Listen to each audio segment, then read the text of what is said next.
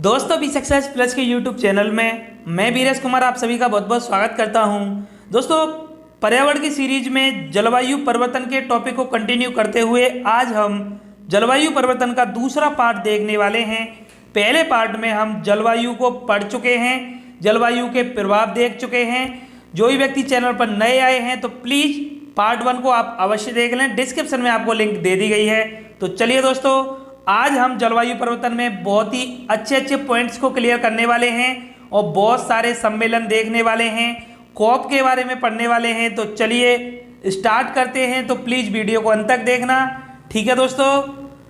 अगर आपको टॉपिक से रिलेटेड कोई भी पीडीएफ फाइल डाउनलोड करनी हो तो डिस्क्रिप्शन में आपको टेलीग्राम के चैनल के लिंक को दे दिया गया है। आप वहां से हमारे टेलीग्राम के चैनल के साथ जुड़ सकते हैं और टॉपिक से रिलेटेड पीडीएफ फाइल डाउनलोड कर सकते हैं, ठीक है दोस्तों। तो चलिए शुरू करते हैं। तो आज हम बहुत ही महत्वपूर्ण तथ्य के बारे में जानने वाले हैं, बहुत अच्छे पॉइंट्स को देखेंगे। बहुत जो है ना जलवायु परिवर्तन से संबंधित जो प्रोटोकॉल, समझौता, संधि जो हुए हैं आज उनके बारे में देखने वाले हैं।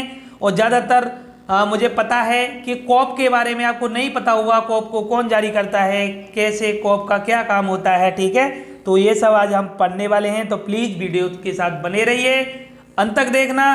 तो चलिए शुरू करते हैं। जलवायु परिवर्तन से निपटने हेतु वैश्विक प्रयास। तो विश्व स्तर पर जलवायु परिवर्तन से निपटने के क्या प्रयास किए गए, कौन सी संस्था ने इसमें भाग लिया, किस किस की स्थापना की गई, किसका गठन किया गया।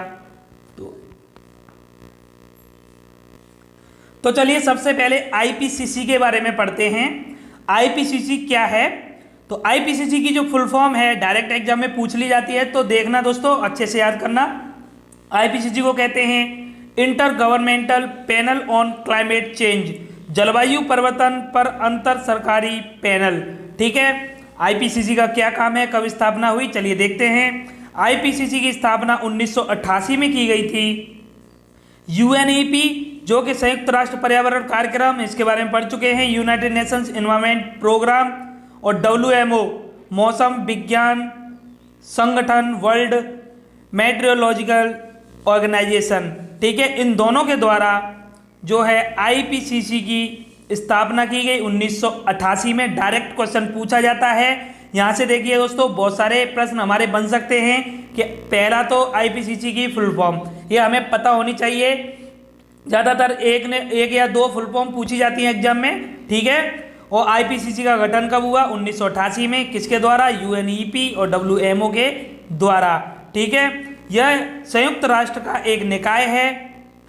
सदस्य देशों की बात करें, ये प्रश्न पूछा जा सकता है कि सदस्य देश कितने हैं आईपीसीसी में, तो 195, ठीक है। उद्देश्य क्या है? उद्देश्य है जलवायु परिवर्तन, इसके प्रभाव और भविष्य के जोखिमों के साथ साथ अनुकूलन। तो दोस्तों, जो जलवायु परिवर्तन हो रहा है, इसके जो प्रभाव, जो इफेक्ट देखे जा रहे हैं और भविष्य में जो जोखिम इसके अनुसार जो हो सकते हैं, तो दोस्तों उनको कम करना, जलवायु परिवर्तन को कम मतलब जो चेंजिंग हो रही है उसको कम करना, ठीक है। तो ये सब इसके उद्देश्य हैं। जलवायु परिवर्तन को कम करने हेतु नीति बनाना, ठीक है, मीटिंग्स करना, ये सब क्या है, इसके उद्देश्य हैं आईपीसीसी के। तो आईपीसीसी को आप याद रखना। ये भी क्वेश्चन पूछा जा सकता है, आईपीसीसी का क्या काम होता है, किससे संबंधित है? जलवायु परिवर्तन से संबंधित है। बायोडाइवर्सिटी से किससे संबंधित है? तो किससे है? जलवायु परिवर्तन से, ठीक है। तो आईपीसीसी के बारे में आप पढ़ चुके हैं। चलिए आगे चलते हैं और दूसरा देखते हैं हम। अब पढ़ते हैं हम यूएनएफसीसीसी के बारे में। दोस्तों ये हमारे लिए बहुत ही इम्पोर्टेंट है, बहुत ज़्यादा, ठीक है। तो यूएनएफसीसीसी के बारे में देखते हैं। तो फुल फॉर्म क्या है? तो सबसे पहले देखते हैं हम full form, United Nations framework convention on climate change, ठीक है। संयुक्त राष्ट्र जलवायु परिवर्तन फ्रेमवर्क सम्मेलन, तो यूएनएफसीसीसी। अब इसका तो अहम रोल है जलवायु परिवर्तन में, इसके द्वारा क्या क्या किया जाता है यह सब हम आगे देखने वाले हैं और ये आपके लिए बहुत ही ज़रूरी है, इसको याद रखना, ठीक है। तो चलिए देखते हैं यूएनएफसीसीसी के बारे में। तो यह एक अंतर्राष्ट्रीय समझौता है जिसका उद्देश्य ग्रीन हाउस गैसों के उत्सर्जन को नियंत्रित करना है। तो घुमा फिरा के यही बात की जाती है कि ग्रीन हाउस गैसों को नियंत्रित करना है या जलवायु परिवर्तन को रोकना है, ग्लोबल वार्मिंग को रोकना है। ठीक है, तो ये सब क्या है, किससे संबंधित है, जलवायु परिवर्तन से संबंधित है, क्योंकि हम ग्रीन हाउस गैसों को, उनके उत्सर्जन को रोकेंगे तो उससे क्या होगा, जो जलवायु परिवर्तन है वह रुकेगा, ग्लोबल वार्मिंग रुकेगी। इससे पहले हम वीडियो में ग्रीन हाउस इफेक्ट के बारे में पढ़ चुके हैं, तो जो भी व्यक्ति चैनल पर नए हों तो प्लीज़ डिस्क्रिप्शन में आपको प्लेलिस्ट की लिंक दे दी गई है, तो हमारे पर्यावरण की प्लेलिस्ट के साथ आप देखना, जुड़िए और हमारे चैनल के साथ जुड़िए। चैनल को सब्सक्राइब करना, बेल आइकन पर प्रेस करना, जिससे कि समय से आपको नोटिफिकेशन मिल सके। ठीक है दोस्तों, तो वीडियो पे लाइक तो बनता है, तो चलिए एक लाइक कर दीजिए। ठीक है, वीडियो को अंत तक ऐसे ही देखते रहिए। तो चलिए दोस्तों, दूसरा, यह समझौता जून 1992 के पृथ्वी सम्मेलन, रुकिए यहीं पर, पृथ्वी सम्मेलन को हम पहले ही पढ़ चुके हैं। ठीक है, और पृथ्वी सम्मेलन कब हुआ था, 1992 में हुआ था, और इसका जो मुख्य मुद्दा रखा गया था वह रखा गया था सतत विकास, सस्टेनेबल डेवलपमेंट, इसका मुद्दा रखा गया था। लेकिन कुछ और भी बातें की गई थी, ऐसा तो है नहीं, जहाँ का ये सम्मेलन संधियाँ होती हैं तो जरूरी नहीं है एक टॉपिक पे ही बात की जाए। कभी कभी ऐसा होता है जैसे कि रूस के प्रधानमंत्री आए, राष्ट्रपति आए, कोई भी आया XYZ हमारे यहाँ पर, तो मोदी जी से उनकी चर्चा हुई, तो जरूरी नहीं है एक ही मुद्दे पर हो, बहुत सारे वहाँ पर बहुत सारी चीज़ों पर चर्चा होती है, बहुत सारे निर्णय वहाँ पर लिए जाते हैं। तो उसी तरीके से जब पृथ्वी सम्मेलन हुआ था तो 1992 में वहाँ पर जो हमारा मुद्दा था वो तो हमारा सतत विकास था, सस्टेनेबल डेवलपमेंट था, ये हम पढ़ चुके हैं। लेकिन उसी के दौरान वहाँ पर विभिन्न देशों के हस्ताक्षर के बाद 21 मार्च 1994 से लागू किया गया था, किसे, UNFCCC को। ठीक है, तो UNFCCC की अगर स्थापना की बात करें तो किसके दौरान की गई थी, पृथ्वी सम्मेलन के दौरान 1992 में की गई थी। ठीक है, यह प्रभावी कब से हुआ था, तो 21 मार्च 1994 से इसको लागू किया गया था। ठीक है, उसके बाद वर्ष 1995 से UNFCCC की वार्षिक बैठकों का आयोजन किया गया। जब 1994 में इसको लागू किया गया, फिर उसके अगली साल UNFCCC की वार्षिक बैठकें आयोजित की गई।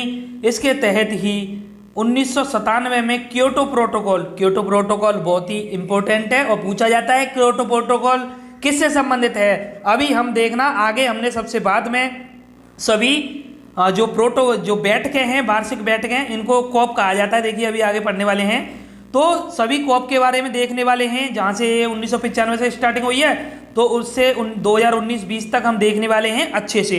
वहाँ पर हमारा क्योटो प्रोटोकॉल भी आएगा। डायरेक्ट आपसे प्रश्न यही पूछा जाता है एग्जाम में कि क्योटो प्रोटोकॉल किससे संबंधित है, तो किससे संबंधित है, जलवायु परिवर्तन से, या ऑप्शन ये होगा ग्रीन हाउस गैसों के उत्सर्जन को कम करने से, ठीक है, ग्लोबल वार्मिंग से। तो ऑप्शन हमारा इन तीनों से रिलेटेड ही होगा। ठीक है, तो ये बात आप याद रखना। चलिए, क्योटो प्रोटोकॉल हुआ था 1997 में। विकसित देशों द्वारा ग्रीन हाउस गैसों को नियंत्रित करने का लक्ष्य तय किया गया। ये क्योटो प्रोटोकॉल हमारे लिए बहुत ही जो इम्पोर्टेंट है, महत्वपूर्ण है। क्यों? क्योंकि यहाँ क्योटो प्रोटोकॉल के द्वारा क्या क्या किया गया था, ये सब हम आगे चर्चा करने वाले हैं। तो चलिए देखते हैं आगे। UNFCCC की वार्षिक बैठकों को कॉन्फ्रेंस ऑफ द पार्टीज कोप के नाम से जाना जाता है। बहुत सारे स्टूडेंट्स ऐसे होंगे जिन्हें, जो कि कॉप की जो मीटिंग होती है हर साल होती हैं, जैसे 19 में हुई थी, 25वां कॉप हुआ था शायद, हाँ 25वां हुआ था। अब 20 में 26वां कॉप होने वाला है, 26वां होगा। पिछली बार जो मैड्रिड स्पेन में हुआ था, वैसे चिली में होने वाला था। ठीक है, अब जो 20 में होगा वह ग्लासगो स्कॉटलैंड में होगा। ठीक है, तो ये जो कॉप की जो मीटिंग होती हैं, तो बहुत सारे स्टूडेंट्स को यही नहीं पता होगा कि कॉप की मीटिंग क्यों होती है, किससे संबंधित है। तो मैं यहाँ पर क्लियर कर देता हूँ, जो कॉप की मीटिंग होती हैं वह जलवायु परिवर्तन से संबंधित होती हैं। ठीक है, तो ये बात आप याद रखना। ठीक है, तो अच्छा लग रहा है ना पढ़ने में, तो ऐसे ही जुड़े रहिए हमारे सीरीज के साथ। चलिए दोस्तों, और मैं आपको बता दूं दोस्तों, हमारे चैनल पर मैथ की सीरीज को बेसिक से कराया जा रहा है। अगर आपका मैथ कमज़ोर है, मैथ आपकी समझ में नहीं आता है, तो प्लीज़ हमारी सीरीज के साथ आप जुड़िए। डिस्क्रिप्शन में आपको प्लेलिस्ट की लिंक दे दी गई है। और दोस्तों, हिंदी की सीरीज को बहुत ही अच्छे तरीके से हम कवर कर रहे हैं। और देखना दोस्तों, ट्रिक के माध्यम से हम बहुत सारे टॉपिक पढ़ चुके हैं। तो प्लीज़ दोस्तों, हिंदी की सीरीज को भी आप देख सकते हैं। तो जुड़े रहिए दोस्तों हमारे चैनल के साथ, और अभी तक आपने चैनल को सब्सक्राइब नहीं किया है तो प्लीज़ दोस्तों कर दीजिए। ठीक है दोस्तों, चलिए पेरिस समझौता को पढ़ते हैं दोस्तों। तो ये भी हमारा एक कॉप था, ठीक है। ये हम आगे अभी जो हमने वहाँ पर जो सूचित जो एक स्ट्रक्चर तैयार किया है उस स्ट्रक्चर में हम देखेंगे, पेरिस समझौता को भी देखेंगे। यहाँ से डायरेक्ट प्रश्न पूछा जाता है, तो हमने अभी अलग अलग जो इम्पोर्टेंट है हमारे लिए तो उनको हम अभी देख ले रहे हैं, ठीक है। उसके बाद में सीक्वेंस में बातें करेंगे, ठीक है। तो पेरिस समझौता 2015 में हुआ था, 15 में हुआ था। ये भी हमारा एक कॉप था, ये भी हमारी एक मीटिंग थी जो कि पेरिस में हुई थी, जो महत्वपूर्ण हो गया था, जहाँ पर निर्णय हमारे महत्वपूर्ण लिए गए थे, जहाँ जो हमारे लिए इम्पोर्टेंट हुआ, जहाँ का समझौता जो सम्मेलन, जहाँ का कॉप, उसी को हमने एक अलग से नाम दे दिया, जैसे पेरिस समझौता है ना, दोहा समझौता, बाली समझौता। तो इस तरीके से जहाँ पर महत्वपूर्ण मुद्दा उठाया गया, जहाँ पर कुछ नया देखा गया, नई बात की गई, तो वहाँ पर उसको अलग से नाम हमने दे दिया। तो इसी तरीके से पेरिस समझौता हमारे लिए बहुत ही महत्वपूर्ण है। चलिए दोस्तों, तो पेरिस समझौता जलवायु परिवर्तन से निपटने के लिए एक अंतर्राष्ट्रीय समझौता था वर्ष 2015 में। कब? वर्ष 2015 में। यही प्रश्न बार बार पूछा जाता है आपसे, मिलान कूट वाले प्रश्न पूछे जाते हैं ज़्यादातर। आजकल क्या हो रहा है, एग्जाम्स में कूट वाले प्रश्न आते हैं, जहाँ पर 3-4 ऐसे कूट दे दिए जाएंगे, पेरिस समझौता, बाली समझौता, दोहा समझौता, स्टॉकहोम समझौता, फिर आपको आगे डेट दे दी जाएगी, तो आपको मिलान करना है कि कौन सा कब हुआ था। तो ये सब आपको अच्छे से पता होना चाहिए, डेट आपको याद रहनी चाहिए, ठीक है। तो पेरिस समझौता 2015 में हुआ था। 30 नवंबर से 11 दिसंबर तक 195 देशों के प्रतिनिधियों ने इस समझौते में भाग लिया। और लक्ष्य क्या रखा गया था? तो लक्ष्य तो हमारा वही है, क्या कि ग्रीन हाउस गैसों के उत्सर्जन को कम करना, ग्लोबल वार्मिंग को रोकना, जलवायु परिवर्तन को रोकना, ठीक है। तो यही हमारे लक्ष्य हैं, क्योंकि ये जलवायु परिवर्तन से संबंधित हमारे समझौते थे, ठीक है ना। तो चलिए दोस्तों, अब आगे देखते हैं। आगे है अंतर्राष्ट्रीय सौर संगठन। तो ये हमारे लिए कुछ अलग से एक हमारा ये सौर संगठन जो है, इसकी स्थापना कैसे की गई थी ये हम देखने वाले हैं। और ये हमारे लिए क्यों महत्वपूर्ण है? क्योंकि इसका मुख्यालय भारत में है दोस्तों। कहाँ पर है? भारत में। और ये जलवायु जो पेरिस समझौता है इसी के दौरान किया गया था, ठीक है। तो चलिए देखते हैं शुरुआत कब से हुई। तो शुरुआत हुई थी 30 नवंबर 2015 पेरिस सम्मेलन के दौरान। तो पेरिस समझौता जो हुआ था उसी के दौरान अंतर्राष्ट्रीय सौर गठबंधन, इंटरनेशनल सोलर अलायंस की स्थापना की गई, उसकी शुरुआत की गई भारत और फ्रांस के द्वारा। भारत और फ्रांस के द्वारा हमारे माननीय प्रधानमंत्री जी नरेंद्र मोदी जी के द्वारा इसकी शुरुआत की गई अंतर्राष्ट्रीय सौर गठबंधन की। इसका जो मुख्यालय रखा गया गुरुग्राम हरियाणा में इसका मुख्यालय है, ठीक है। तो इसे आप देख लेना, बहुत अच्छे से याद रखना, क्योंकि हमारे भारत में है तो इसलिए परीक्षा के दृष्टिकोण से बहुत ही महत्वपूर्ण हो जाता है, ठीक है। तो चलिए आगे देखते हैं। अंतर्राष्ट्रीय सौर गठबंधन सौर ऊर्जा से संपन्न देशों का एक संधि आधारित अंतर सरकारी संगठन है। इसकी पहली बैठक जो हुई थी नई दिल्ली में हुई थी, ठीक है। इस बात को भी आप याद रखना, कभी पूछ लिया जाए कि अंतर्राष्ट्रीय सौर गठबंधन की पहली बैठक कहाँ हुई थी, तो नई दिल्ली में हुई थी। वैसे हमारे लिए इम्पोर्टेंट पॉइंट क्या है कि अंतर्राष्ट्रीय सौर गठबंधन की शुरुआत कब हुई, किसके द्वारा हुई, मुख्यालय कहाँ है और पहली बैठक कहाँ पर हुई, ठीक है। तो देखिए 4 पॉइंट यहाँ से बनते हैं, 4 क्वेश्चन बनने हमारे इम्पोर्टेंट, तो यहाँ से आप देख लेना। चलिए अब आगे देखते हैं। तो अब आगे देखते हैं दोस्तों जलवायु परिवर्तन पर हुए वैश्विक प्रयास। तो देखिए दोस्तों, अब डिटेल में हम बातें करेंगे जहाँ से स्टार्टिंग हुई है, ठीक है। तो सभी सम्मेलन, सभी कॉप के बारे में हम देखने वाले हैं, तो बहुत मज़ा आने वाला है आपको, इस स्ट्रक्चर को देख के बहुत अच्छा लगेगा, ठीक है। अभी तक जिन्होंने चैनल को सब्सक्राइब नहीं किया होगा तो अब आप जरूर करोगे, ठीक है। तो चलिए दोस्तों, 1972 में सबसे पहले स्टॉकहोम सम्मेलन हुआ था। ये तो हम अनगिनत बार पढ़ चुके हैं पहले, ठीक है। स्टॉकहोम सम्मेलन जो कि पर्यावरण से रिलेटेड वैश्विक स्तर पर सबसे पहला सम्मेलन था, ठीक है। तो ये हुआ था 1972 में, लेकिन इसमें जलवायु परिवर्तन से रिलेटेड कोई मुद्दा नहीं रखा गया था। तो यहाँ पर तो इसको इसलिए लिया गया है क्योंकि यह सबसे पहला हमारा प्रयास था वैश्विक स्तर पर, ठीक है। उसके बाद में इसमें बहुत सारे जो समझौते हैं, सम्मेलन, कॉप हैं, उनको छोड़ा गया है। क्यों छोड़ा गया है दोस्तों? सभी को नहीं करेंगे, जो इंपॉर्टेंट है, जहाँ पर महत्वपूर्ण बातें रखी गई, मुद्दे रखे गए, उन्हीं को हमने यहाँ पर लिया है। ठीक है, और इनको ही आपको ध्यान में रखना है, बड़े अच्छे तरीके से इनको देखना है। 1 से 2 बार आप कॉपी पर स्ट्रक्चर बनाकर इसको लर्न करने की कोशिश करें। ठीक है, ये बहुत ही जरूरी है। आप किसी का एग्जाम दे लीजिए, यहाँ से प्रश्न पूछा ही जाता है। तो चलिए दोस्तों, उसके बाद में 1988 में आईपीसीसी का गठन हुआ। वही आईपीसीसी, सबसे पहला हमने आज की वीडियो में ये आईपीसीसी ही पढ़ा है ना, inter governmental panel of climate change पढ़ा था ना। देखिए आईपीसीसी दिखा देते हैं हम। Inter governmental panel on climate change, जलवायु परिवर्तन पर अंतर सरकारी पैनल, 1988 में स्थापना हुई यूएनईपी और डब्ल्यूएमओ के द्वारा। ठीक है, 195 सदस्य देश हैं। तो ये सब हमने देखा। तो चलिए, तो आईपीसीसी का गठन हुआ 1988 में। उसके बाद में 1992 क्या हुआ था? 1992 में जरा बताएंगे आप लोग हैं? आप लोग कमेंट तो करते नहीं हो। कमेंट करके बताया करो कभी कि आपको वीडियो कैसी लग रही है, कुछ कंटेंट अच्छा दिया जा रहा है या नहीं दिया जा रहा। बताइए, आप बताओगे तो थोड़ा मोटिवेशन मिलता है दोस्तों, इंस्पायर होते हैं हम भी, और थोड़ा एक्साइटमेंट और बढ़ता है। तो और अच्छे से हम आपके लिए अच्छा कंटेंट प्रोवाइड करने की कोशिश करेंगे। वैसे तो सब कुछ अच्छा चल रहा होगा, तो प्लीज़ आप थोड़ी मेहरबानी करें, 2 सेकंड का समय निकाल कर कमेंट करके बताया करें। ठीक है दोस्तों, तो चलिए, 1992 में UNFCCC का गठन किया गया था। ठीक है, तो ये भी हमने देख लिया है ना। क्या है इसकी फुल फॉर्म?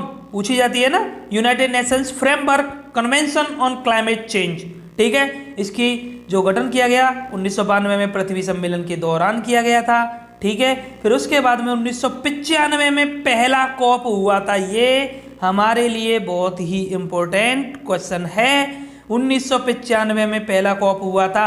मैंने बताया था जो UNFCCC है, इसको सबसे पहले 1994 में लागू किया गया। फिर उसके बाद में उसकी अगली साल पहली बैठक हुई। वही पहली बैठक तो थी हमारी कॉप, क्योंकि UNFCCC की बैठक को क्या कहते हैं? कॉप कहते हैं, कॉन्फ्रेंस ऑफ पार्टीज।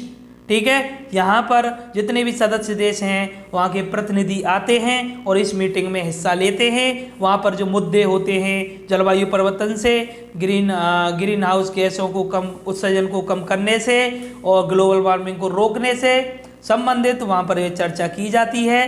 ठीक है, तो ये 1995 में पहला कॉप हुआ था बर्लिन, जर्मनी में। ठीक है दोस्तों, तो याद रखना। उसके बाद में हम देखते हैं 97 का क्योटो प्रोटोकॉल। बहुत ही इम्पोर्टेंट है, लेकिन यहाँ पर क्योटो प्रोटोकॉल को अंगीकृत किया गया था। केवल अंगीकृत मतलब मान्यता दी गई थी क्योटो प्रोटोकॉल को, यहाँ पर मुद्दे रखे गए थे। ठीक है, कॉप 3 था ये हमारा। देखिए 95 में पहला, 96 में दूसरा, 97 में तीसरा। क्योटो में हुआ था जापान में। ठीक है दोस्तों, उसके बाद में हम देखते हैं 2001 का कॉप 7 है। ये मारेकस में हुआ था, मोरक्को में। कहाँ पर हुआ था? मारेकस में, मोरक्को में हुआ था। क्योटो प्रोटोकॉल का रोड मैप तैयार किया गया था। यहाँ पर जो शर्तें, जो हमारे मुद्दे थे, उनको तैयार किया गया था, रोड मैप तैयार किया गया था क्योटो प्रोटोकॉल का। ठीक है, क्योटो प्रोटोकॉल बहुत ही इम्पोर्टेंट है हमारे लिए दोस्तों, याद रखना। कब हुआ था? 1997 में अंगीकृत किया गया था। ठीक है, कॉप 3 था ये हमारा, याद रखना इसको। चलिए 2002 का देखते हैं, कॉप 8 बहुत ही आवश्यक है, महत्वपूर्ण है, इम्पोर्टेंट है। क्यों है? क्योंकि भारत में हुआ था ये कॉप 8 नई दिल्ली में 2002 में। ठीक है, उसके बाद देखते हैं कॉप 2005 का, तो कॉप 11। अब यहाँ पर कॉप 11, इसको मॉप 1 क्यों कह रहे हैं? क्यों कह रहे हैं मॉप 1? तो इसलिए कह रहे हैं दोस्तों, तो अब इसके 2 नाम हो गए 2005 से। 2005 का जो हुआ था मॉन्ट्रियल, कनाडा में हुआ था। कहाँ पर हुआ था? मॉन्ट्रियल, कनाडा में हुआ था। क्योटो प्रोटोकॉल प्रभाव में आया, यहाँ से क्योटो प्रोटोकॉल प्रभाव में आया है। 1997 में अंगीकृत किया गया था और उसके बाद में 2005 में यह प्रभाव में आया है। कितने दिन हो गए? उसके बाद में जब ये प्रभाव में आया, तब से कॉप को मॉप कहा जाने लगा है। ये तो था कॉन्फ्रेंस ऑफ पार्टीज, ये है मिनिस्टर ऑफ पार्टीज। ठीक है, जब कॉन्फ्रेंस ऑफ पार्टीज हो जाती है, तब सभी सदस्य देशों के मिनिस्टरों की एक अलग से बैठक होती है। ठीक है, तो उस पर चर्चा होती है, विचार विमर्श होता है। ठीक है। तो इसको यहाँ से 2005 के मॉन्ट्रियल प्रोटोकॉल के बाद कहा गया इसको मॉप, ठीक है। चलिए फिर उसके बाद देखते हैं 2007 का। तो 5 के बाद 7 है, 2 तो कॉप हो गया हमारा 13, मॉप हो गया हमारा 3। देखिए बहुत आसान है, 1 है 1 है, 3 है 3 है, 13 फिर 3, 14 में 4, 15 का 5, 16 का 6, 17 का 7, 18 का 8, ठीक है। तो अब तो याद रहेगा मॉप 13 कितना था, कॉप 13 कितना था, मॉप 3 था। ये हुआ था बाली में। बाली ये आपके लिए देखिए यहाँ पर एक क्वेश्चन दिया है हमने, बाली आपको यहाँ ये बताना है कहाँ पर है, ठीक है। यहाँ पर बाली रोड मैप तैयार किया गया था, ये बात आप याद रखना, ठीक है। 2 क्वेश्चन आपके लिए आज छोड़े गए हैं इसमें, कमेंट बॉक्स में आप जरूर बताना बाली कहाँ है।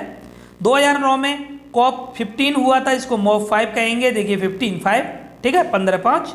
कोपेनहेगन में हुआ था डेनमार्क में, कोपेनहेगन में हुआ था डेनमार्क में। तो बस इतना ही आपको याद रखना है, कभी पूछ लिया जाए तो आप आसानी से बता सकते हो। कॉप देखिए 2010 में कॉप 16, मॉप 6 कानकुन में हुआ था, ये भी आपको बताना है कानकुन कहाँ है। 2 प्रश्न आपके लिए आज के वीडियो से, ठीक है।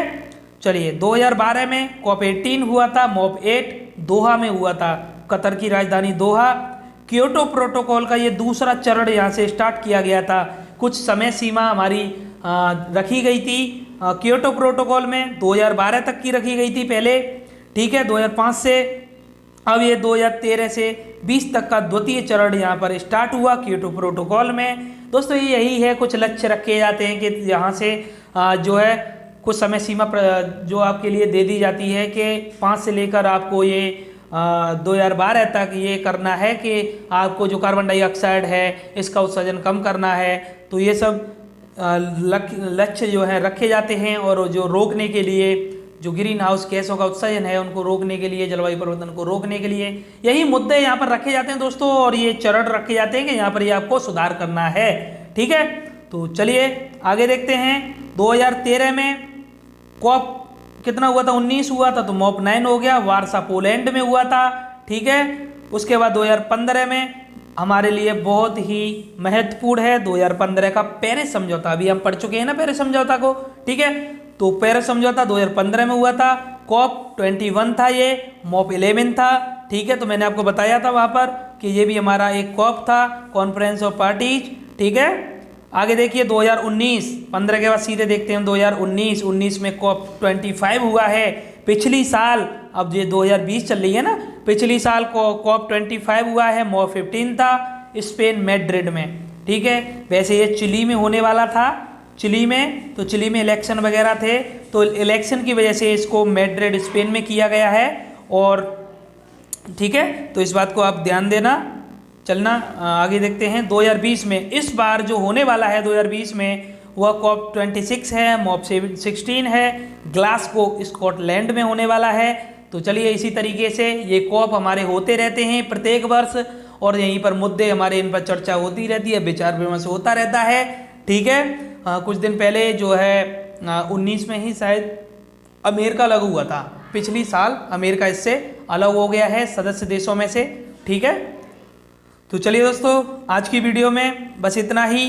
देखिए जलवायु परिवर्तन का ये दूसरा वीडियो आपको कैसा लगा तो प्लीज़ कमेंट बॉक्स में आप अवश्य बताएं, वीडियो को लाइक करें, चैनल को सब्सक्राइब करें और बेल आइकन पे प्रेस जरूर करना दोस्तों, ठीक है। और देखिए चैनल पर विजिट करिए, डिस्क्रिप्शन में जो भी लिंक आपको दी गई हैं वहाँ पर आप देखिए, हिंदी की प्लेलिस्ट को देखिए और EVS की प्लेलिस्ट को देखिए, और मैथ की सीरीज बेसिक से चल रही है वहाँ पर आप विजिट जरूर करें, ठीक है दोस्तों। धन्यवाद, जय हिंद, जय भारत।